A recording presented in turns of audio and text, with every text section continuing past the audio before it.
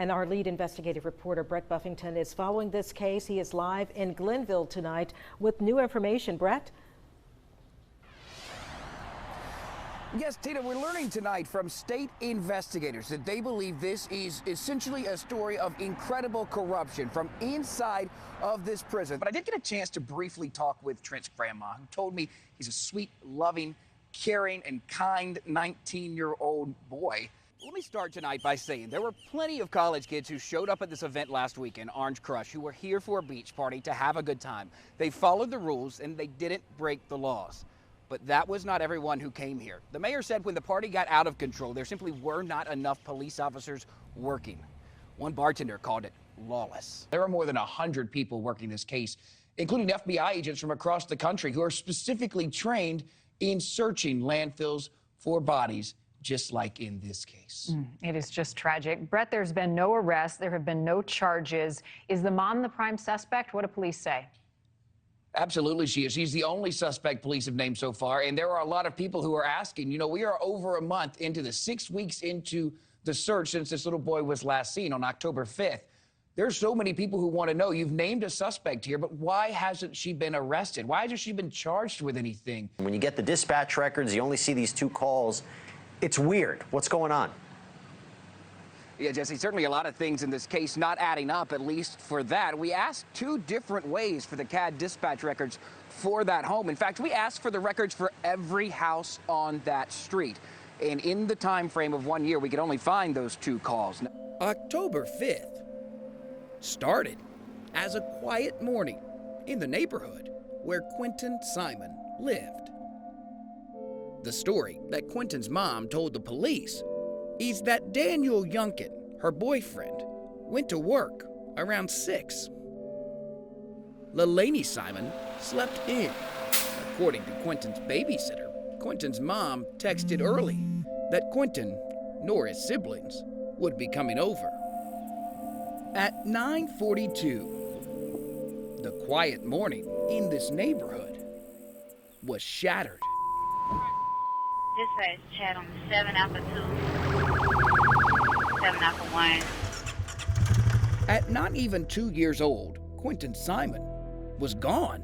This little boy's 20 months old. How could he get that far? Quentin was last seen wearing a light blue Sesame Street t-shirt. But the thing is, the story that Quentin's mom was telling the police simply didn't make sense. Okay, someone's told this story. I don't think police bought it that first day. It was just a matter of hours before we knew police had poked holes right through the story Leilani Simon's own family says she told. His daddy come and got him, but she hadn't had contact with her daddy and with his daddy and since he'd been born. He's never even seen his youngin. Grandpa called Leilani Simon a liar on day 2 of this search. I don't know, it's just bad to say, but she just likes to lie. Your first concern that next morning is, could this little baby have had to sleep in the woods? Or could this story be something way worse? On October 6th, the FBI started its search, focused on the trash.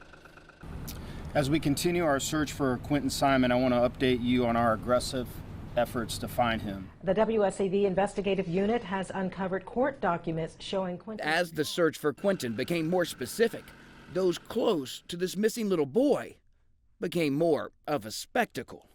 This is my baby, not yours! That's your right, but I touched my baby! I touched you and I That's Quentin's grandmother, caught in a screaming match with his babysitter.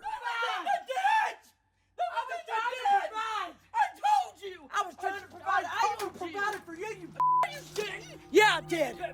Yeah, I did. Leilani Simon was essentially in hiding. Leilani, tell us what happened to Quentin? But then Chatham County Police broke the news that Quentin had not wandered away.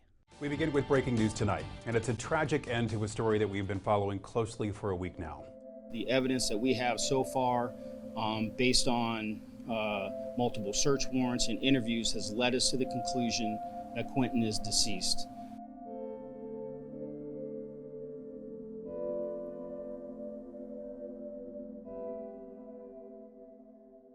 They did name Mulaney the #1 suspect. She was already on the police radar. They believed something bad had happened to Quentin. They had evidence that they believed that Quentin was no longer alive. And all of a sudden, we find out that this whole family is out on Tybee Island at a beach bar.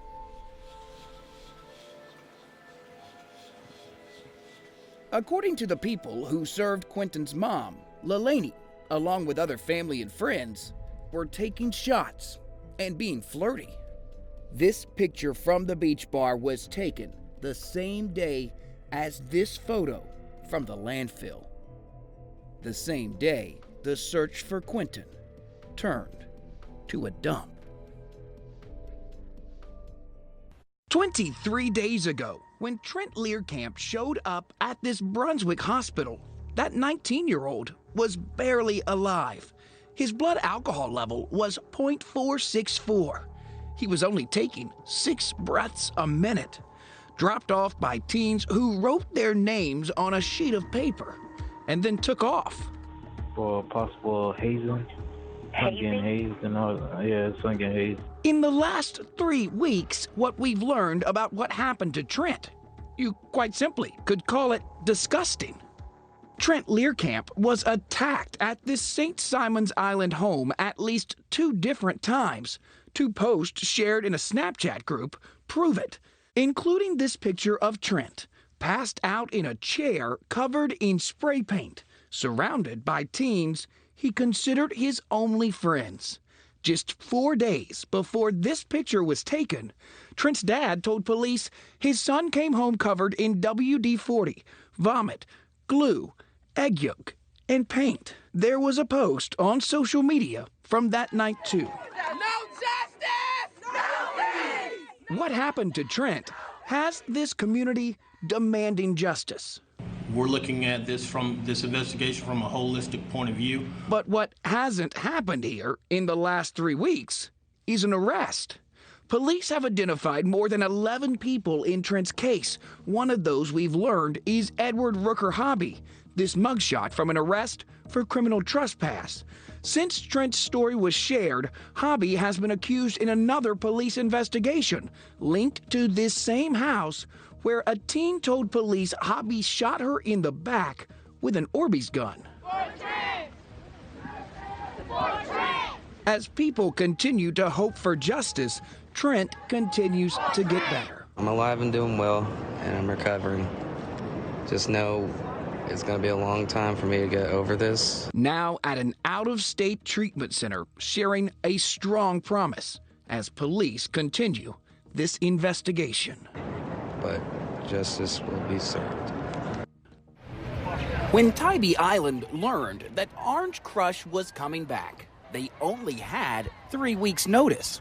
In the past, the event has brought a crowd of around 7,000 people. Last weekend's party was 7 times that. 53 first responders, only 40 of those police officers, had the task of controlling this. The people who came here last weekend were not safe. They were ill-prepared. We were ill-prepared. The scene on Tybee was surreal, with people dancing on top of moving cars and on tables. This mother and daughter from Atlanta literally beat on the beach and then robbed. The streets here are now scarred with tire marks from burnouts. This police truck with its roof smashed. 2 police officers were hit by bottles.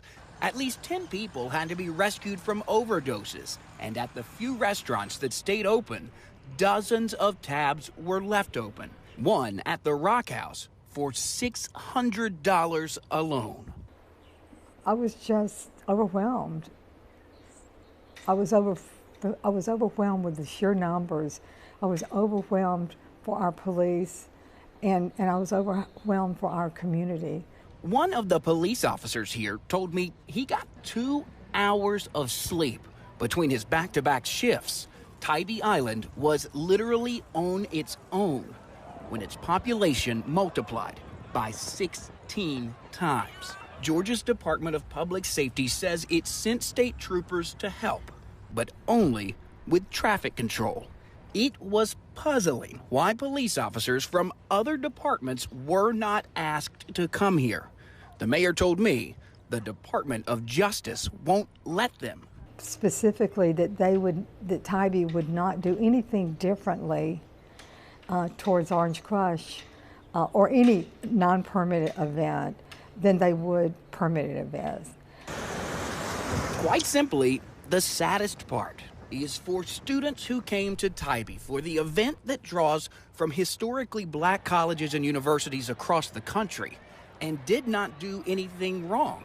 The people who did left such a reputation here that the town's mayor hopes Orange Crush and its chaos does not come back. Is this an event that you would welcome back here? No. No. Over the weekend, the city kept calling this an unpermitted event. So I asked the mayor today if the promoter of Orange Crush asked for a permit.